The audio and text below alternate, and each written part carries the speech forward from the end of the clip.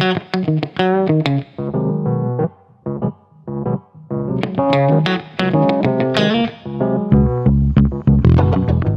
everyone, welcome back. I'm Mark, and this is English Unleashed for All.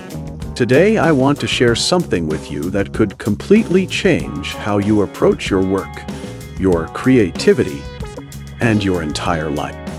Let me ask you something. Do you ever feel like you're working hard but not making real progress? Do you have dreams and goals but never seem to have time for them? Do you start projects with excitement but abandon them weeks later?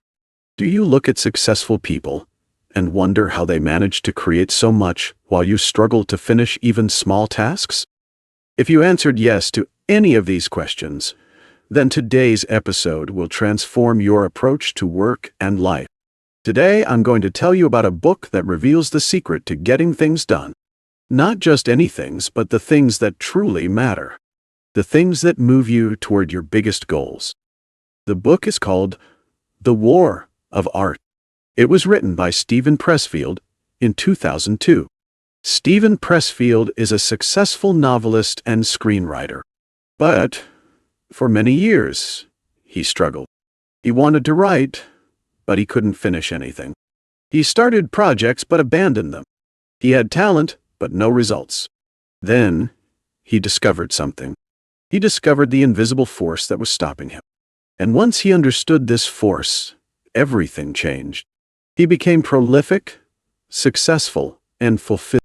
Now, the original book uses direct, sometimes harsh language.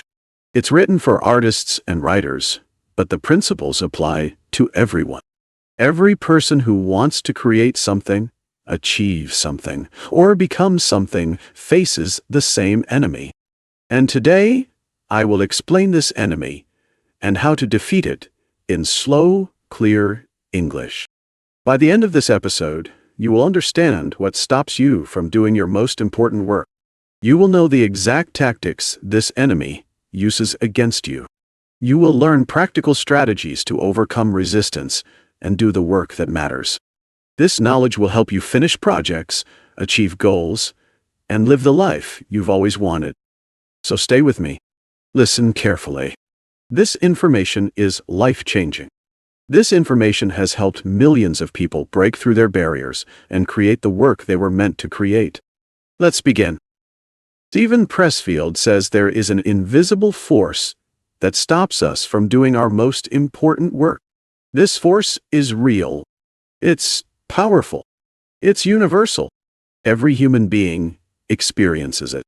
He calls this force resistance with a capital R. What is resistance?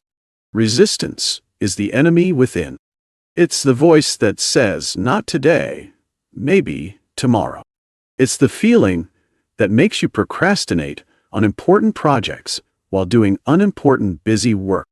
It's the force that keeps you from writing the book, starting the business, having the difficult conversation, going to the gym, creating the art, pursuing the dream. Resistance is not laziness. Laziness is just wanting to do nothing. Resistance is specifically targeted. It attacks the activities that are most important for your growth and fulfillment.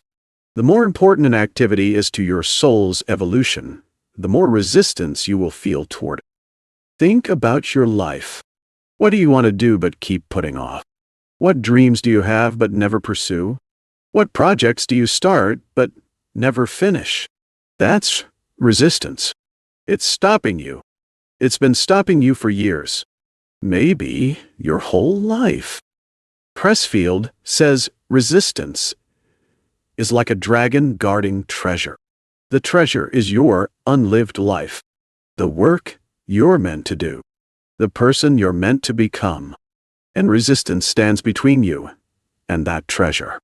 It will use every trick, every excuse, every distraction to keep you from claiming your treasure. But here's the key insight.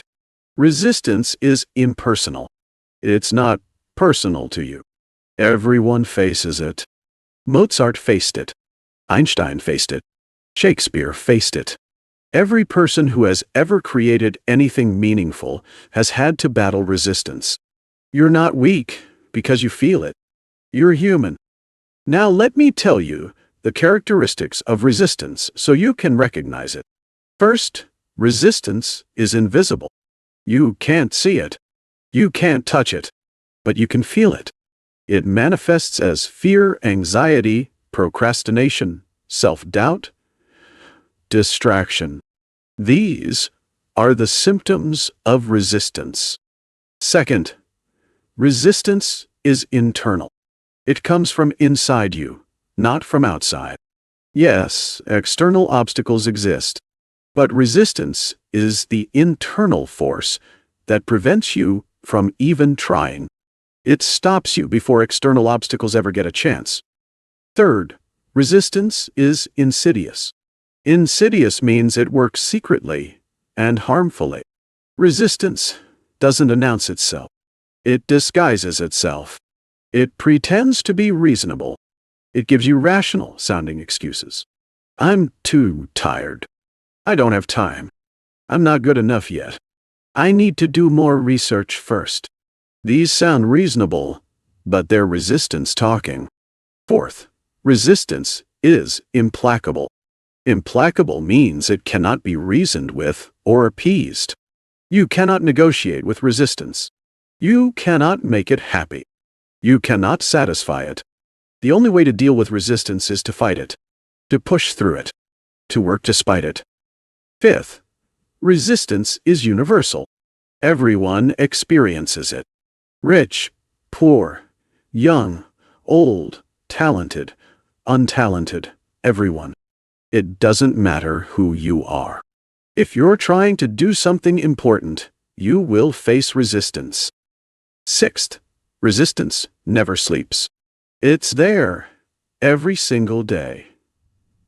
You can defeat it today, but it will be back tomorrow. The war against resistance is never over. You must fight it every day for the rest of your life. This sounds exhausting, doesn't it? But here's the good news. Once you understand resistance, once you can recognize it, you can fight it. And you can win. Not permanently, but daily. And daily victories add up to a transformed life. Now let me tell you the specific ways resistance manifests. How does it attack you? What forms does it take? Knowing this will help you recognize and defeat it. One major form of resistance is procrastination. Procrastination is delaying important work. You know you should do it. You want to do it eventually, but not now. Later.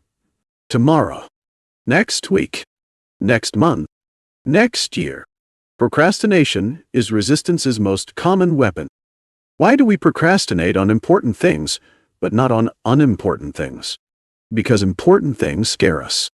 They require us to grow. They risk failure. They expose us to judgment. So resistance makes us delay them. It says, "You're not ready yet. Do it when conditions are better. Wait until you feel inspired." But here's the truth. Conditions will never be perfect. You will never feel completely ready. Inspiration is unreliable. If you wait for the right time will never come. That's resistance tricking you. Another form of resistance is rationalization. Rationalization means creating logical-sounding excuses for not doing something. Resistance is brilliant at this. It gives you reasons that seem completely reasonable. I need to learn more before I start. I should wait until I have more money. I'm too old. I'm too young. I have too many responsibilities. I don't have the right connections. I'm not talented enough. The market is too competitive. Someone else is already doing it better. These all sound logical, but they're resistance. How do you know? Ask yourself, is this reason actually preventing me? Or am I using it as an excuse? Is there any way around this obstacle, or am I just giving up? Usually, these reasons are excuses. Other people with the same obstacles succeed. But resistance convinces you that your situation is uniquely impossible. Another form is fear. Fear of failure. Fear of success. Fear of rejection. Fear of looking foolish. Fear of being criticized. Fear is resistance's most powerful weapon. Pressfield says that fear is a good sign. Fear tells you what you need to do. The more scared you are of something, the more important it is for your growth. If you feel tremendous fear about writing a book, that means you must write the book. If you're terrified of starting a business, that means you must start the business. Fear points the way, but resistance uses fear to paralyze you. It amplifies fear. It makes fear seem overwhelming and insurmountable. It whispers, "You'll fail, you'll be humiliated, you'll lose everything, don't even try." The antidote to fear is action. When you take action despite fear, fear loses its power. You realize that fear was just an emotion, not a fact. You can feel fear and work anyway. Another manifestation of resistance is self-doubt. Self-doubt is questioning your own ability and worth. Am I good enough? Do I have talent? What if I'm deluding myself? What if I'm wasting my time? These questions seem like honest self-reflection, but they're resistance. Why? Because you're asking them before you've done the work. You're using them as reasons not to start. Pressfield says, "Don't ask if you're good enough. Just do the work." The work itself will answer that question. Maybe you are good enough. Maybe you're not yet, but you will become good enough through practice. Either way, the only way to find out is to do the work. Self-doubt keeps you stuck in analysis paralysis. You think and think and think instead of doing. That's exactly what resistance wants. Another form is self-dramatization. This means creating drama in your life to avoid doing your important work. Fighting with your spouse, creating emergencies, getting sick, having a personal crisis. These things feel important and urgent. They demand attention. They give you an excuse not to work on your real goals. Pressfield says that some people unconsciously create drama because it's easier than facing their real work. Drama feels productive. It feels intense and meaningful, but it's a distraction. It's resistance in disguise. Another manifestation is trouble. Getting into legal trouble, financial trouble, relationship trouble. Some of this is genuinely bad luck, but Pressfield suggests that sometimes we unconsciously create trouble to give ourselves an excuse. We sabotage ourselves so we can say, "I can't pursue my dreams. I have too many problems to solve." This sounds harsh, but it's worth examining honestly. Are your problems preventing you from doing your work, or are you using them as excuses? This is a difficult question, but an important one. Resistance also appears as addiction and distraction. Alcohol, drugs, social media, shopping, gambling, sex, food. These things aren't evil in themselves, but when you use them to avoid your important work, they become resistance. How do you know if something is healthy enjoyment or resistance? Ask yourself, am I doing this after I've done my important work, or instead of my important work? After is fine. Instead is resistance. Another subtle form of resistance is over-preparation, researching endlessly, taking course after course, buying equipment and tools, planning in excessive detail. All of this feels productive. You're doing something related to your goal, but you're not actually doing your real work. A writer who takes 10 classes on writing but never writes is experiencing resistance. An entrepreneur who reads 50 business books but never starts a business is experiencing resistance. At some point, you must stop preparing and start doing. Otherwise, preparation becomes procrastination. Resistance also appears as starting but not finishing. You begin projects with enthusiasm. Then, When things get difficult, when you reach the middle where the work is hardest, you abandon the project. You start something new and shiny, then abandon that too. You become a serial starter, never a finisher. Pressfield says this is resistance. The middle is where resistance attacks hardest. The beginning is exciting. The end is exciting because you're almost done. But the middle is grinding, difficult work with no immediate reward. That's where most people quit. That's where resistance wins. To defeat this form of resistance, you must commit to finishing. Even if the project isn't perfect, even if you lose enthusiasm, even if it's hard, finish it. Completing things builds momentum and confidence. It proves to yourself that you can finish. It defeats resistance. Now, you might be thinking, this all sounds negative and difficult. Is there any good news? Yes. The good news is that resistance is a sign. It's a compass. It points you toward your calling. Pressfield says that the more resistance you feel towards something, the more important it is for you to do it. Resistance doesn't attack trivial things. It attacks the activities that threaten to transform you into who you're meant to be. If you feel tremendous resistance toward writing, you're probably meant to be a writer. If you feel enormous resistance toward starting a business, entrepreneurship is probably your path. If you feel massive resistance toward having a difficult conversation, that conversation is probably necessary for your growth. So don't see resistance as a reason to quit. See it as confirmation that you're on the right path. The path of most resistance is the path you must walk. Now, how do you fight resistance? Pressfield gives clear strategies.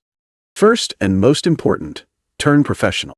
Turning pro means treating your important work like a job, not like a hobby.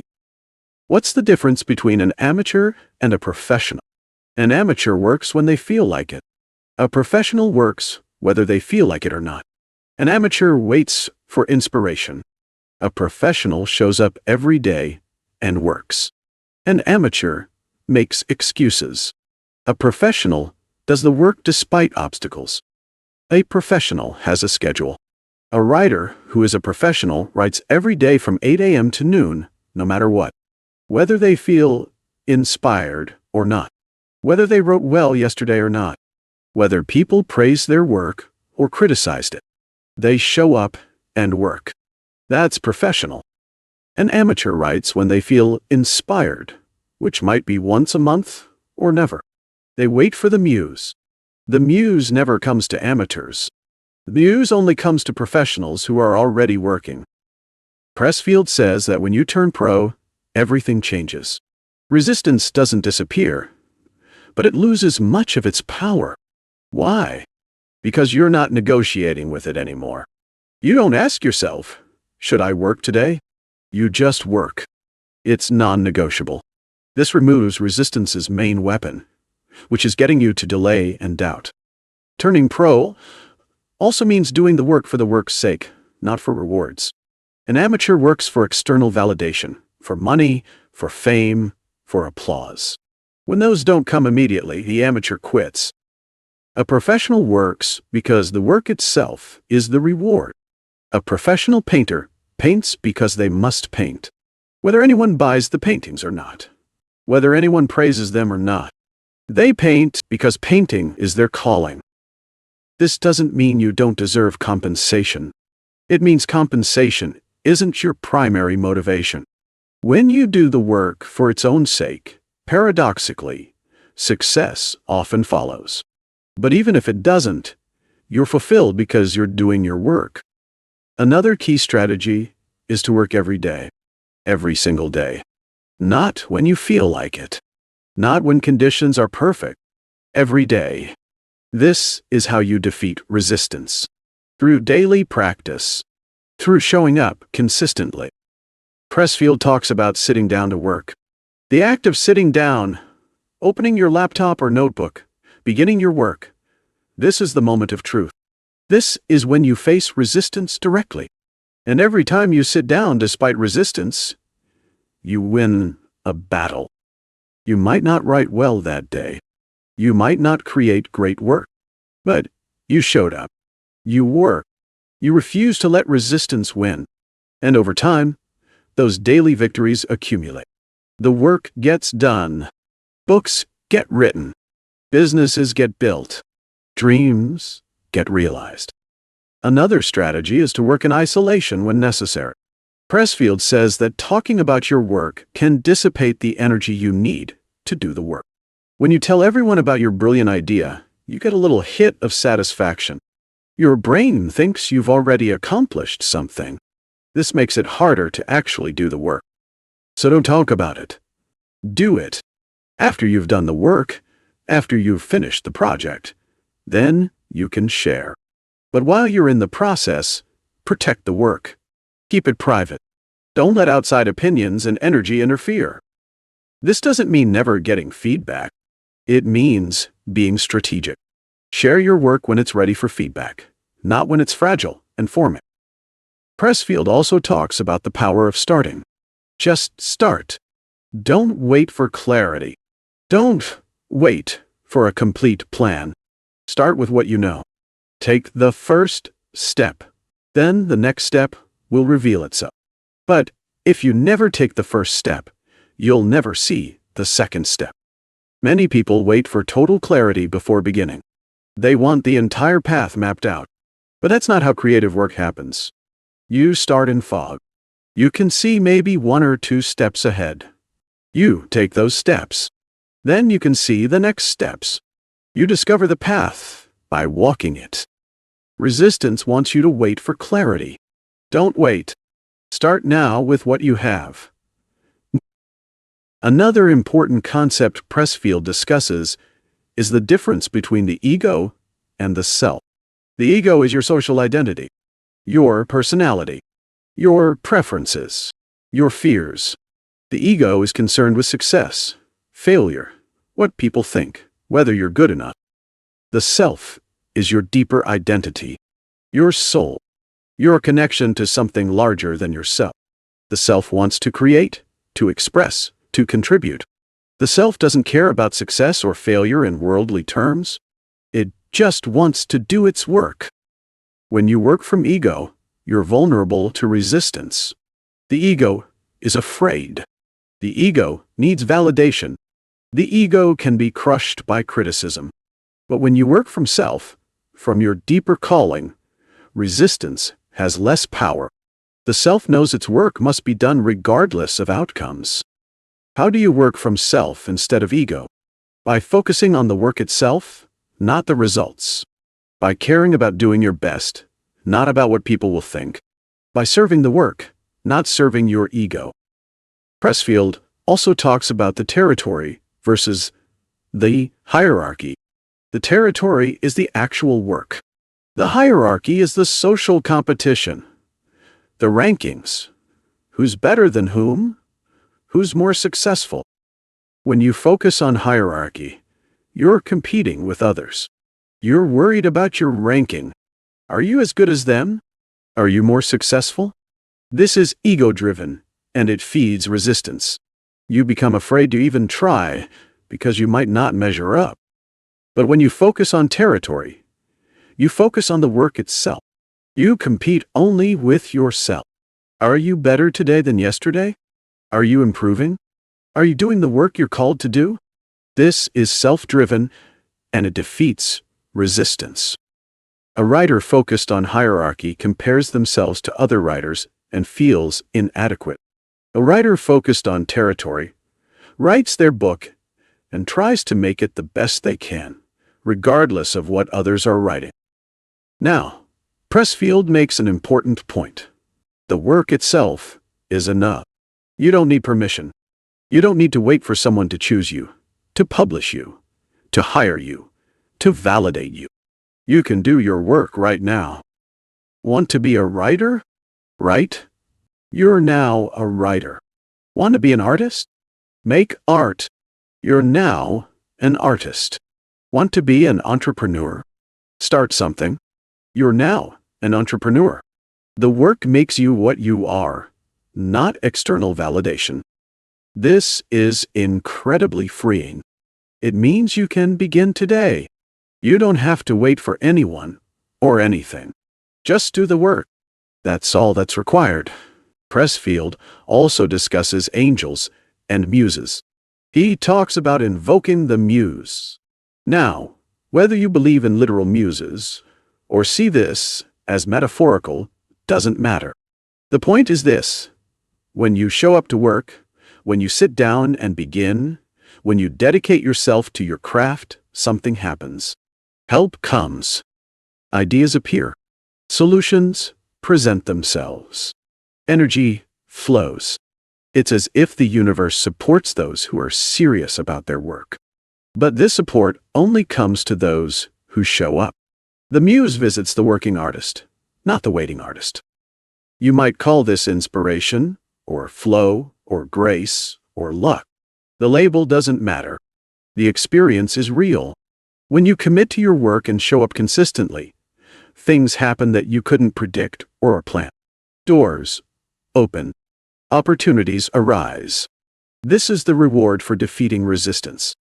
Now let me talk about the concept of the unlived life.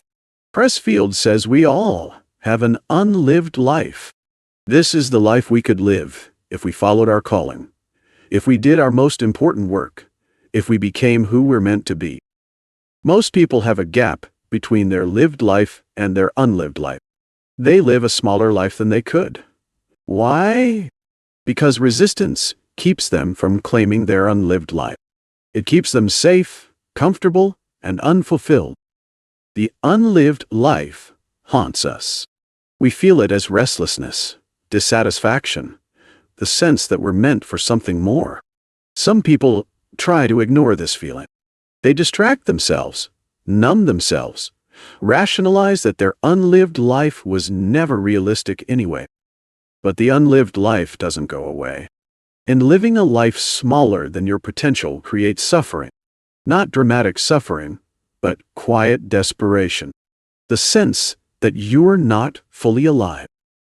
The only way to close the gap is to face resistance and do the work. To claim your unlived life bit by bit, day by day. This doesn't mean you'll achieve every dream, but it means you'll try. You'll give your gifts. You'll do your work. And that brings fulfillment regardless of external outcomes.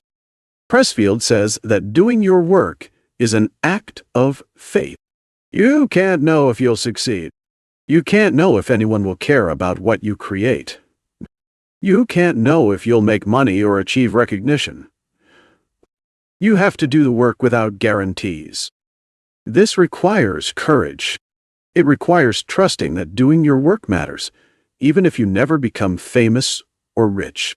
It requires believing that expressing your gifts is worthwhile in itself. And here's something beautiful. When you do your work, when you defeat resistance and claim your unlived life, you inspire others. Not through words, but through example. When people see someone doing their real work, living authentically, pursuing their calling despite obstacles, it gives them permission to do the same. Your courage makes others braver. Your work makes others want to work. Your commitment shows others that it's possible. So doing your work isn't selfish. It's a contribution. It's how you help the world, by becoming fully yourself. Let me give you some practical steps to implement this philosophy. First, identify your most important work. What would you do if you knew you couldn't fail? What would you regret not doing when you look back on your life? That's your work. Second, commit to doing it daily. Even if just for 30 minutes. Even if just for 15 minutes. Every day, schedule it. Protect that time. Show up whether you feel like it or not. Third, recognize resistance. When you feel fear, doubt, the urge to procrastinate, recognize it as resistance. Name it. Say, that's resistance trying to stop me. This simple recognition reduces its power. Fourth, work despite resistance. You don't have to feel confident or inspired. You just have to work. Sit down. Begin. Do the work badly if necessary. But do it. Fifth, focus on the work, not the results. Don't worry about whether it's good enough or whether anyone will care. Just do your best work today. That's all you can control. Sixth, finish things. Complete projects. Don't just start and abandon. Finishing builds momentum and proves to yourself that you can overcome resistance. Seventh, be patient. You won't defeat resistance once and for all. It's a daily battle. Some days you'll win easily. Some days it will be hard. But keep showing up. Over time, the work accumulates. The life you want takes shape. So, my friend, let me summarize this powerful philosophy. Resistance is the invisible force that stops you from doing your most important work. It manifests as procrastination, fear, self-doubt, rationalization, and distraction. Everyone experiences it. The more important the work is to your growth, the more resistance you'll feel. But you can defeat resistance by turning professional. Work every day, whether you feel like it or not. Do the work for its own sake, not for external rewards. Focus on the work itself, not on comparison with others. Start before you feel ready. Keep going even when it's hard. Finish what you start. When you defeat resistance, you claim your unlived life. You become who you're meant to be. You do the work you're called to do. And this brings fulfillment that no external success can match. The war against resistance is never over, but it's a worthy war. It's the war for your soul, for your potential, for your unique contribution to the world. Every day you must suit up and fight. Every day you must sit down and work. But here's the beautiful truth. Every day you work despite resistance is a victory. Every completed project is a triumph. Every moment of doing your real work is a moment of living your real life. I challenge you today. Identify your most important work, the work resistance is keeping you from. Then commit to doing it tomorrow. Just show up and work for 30 minutes. Don't wait for inspiration. Don't wait for perfect conditions. Just show up and work. Then do it again the next day, and the day after that. Watch what happens over weeks and months. You'll be amazed at what you accomplish when you simply defeat resistance one day at a time. Your unlived life is waiting. Your real work is calling. Resistance stands in the way, but now you know how to fight it. Now you know the secret. The secret is simple. Just do the work. Thank you for staying with me through this entire episode. You just learned one of the most important philosophies for creative work and personal fulfillment. And you did it in simple English. I'm so proud of you. Remember, resistance is real, but so is your calling. The work won't do itself. You must do it. Starting tomorrow. Starting today. Starting now. I am Mark, and this is English Unleashed for All. Until next time, show up, do the work, and defeat resistance every single day. Your real life is waiting for you to claim it. Goodbye, my friend.